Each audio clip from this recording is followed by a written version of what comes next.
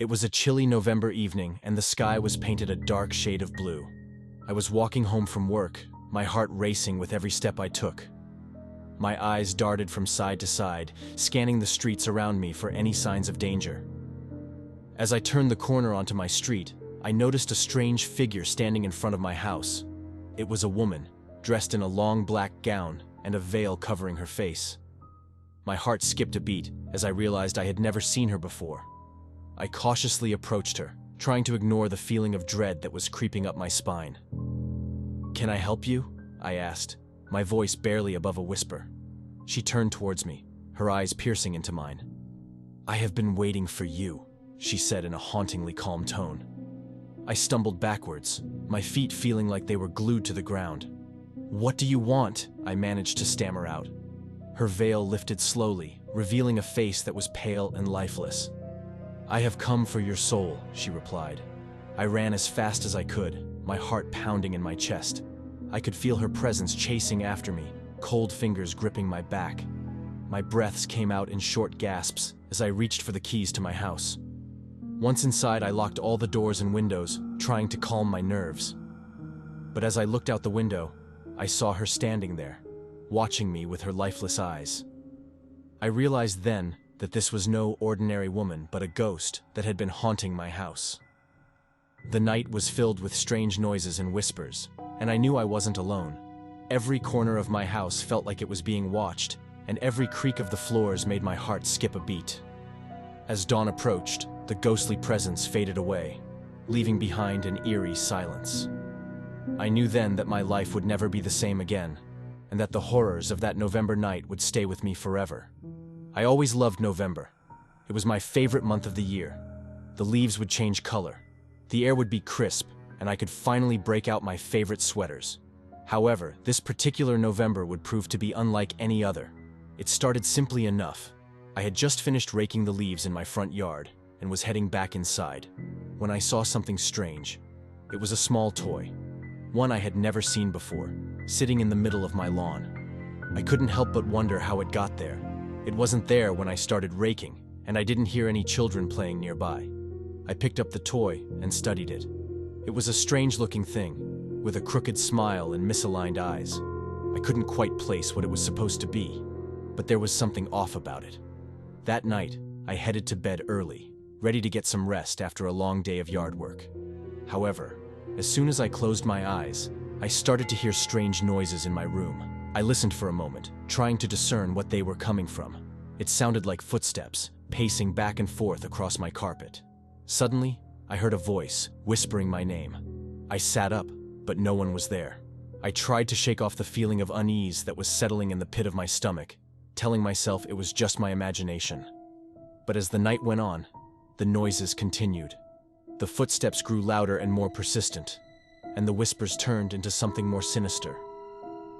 I was certain someone or something was in my room with me. I turned on the light, but the noises didn't stop. They only grew louder. I searched every inch of my room, but I found nothing. Nothing but the toy that I had found earlier, sitting on my nightstand. As I reached for the toy, I felt an icy chill pass through my body. Suddenly, everything went dark. The toy, once innocuous-looking, began to move on its own. Its eyes flickered with a malevolent energy, and its limbs twisted into strange and inhuman positions.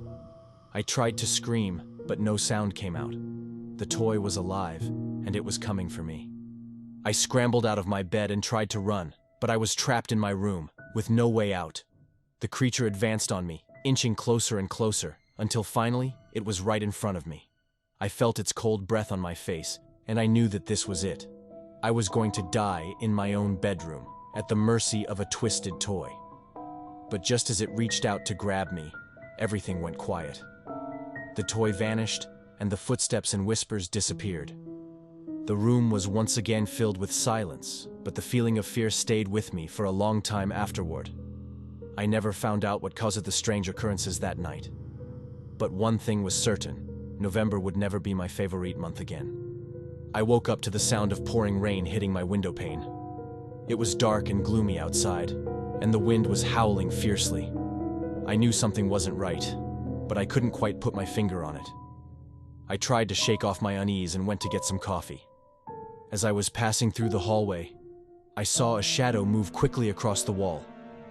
I froze for a moment, and then I told myself it was probably just my imagination playing tricks on me. I made it to the kitchen and flipped on the light. The room was illuminated by a dim orange glow, casting eerie shadows everywhere. I prepared my coffee, and as I was about to take the first sip, I heard a creaking sound coming from upstairs.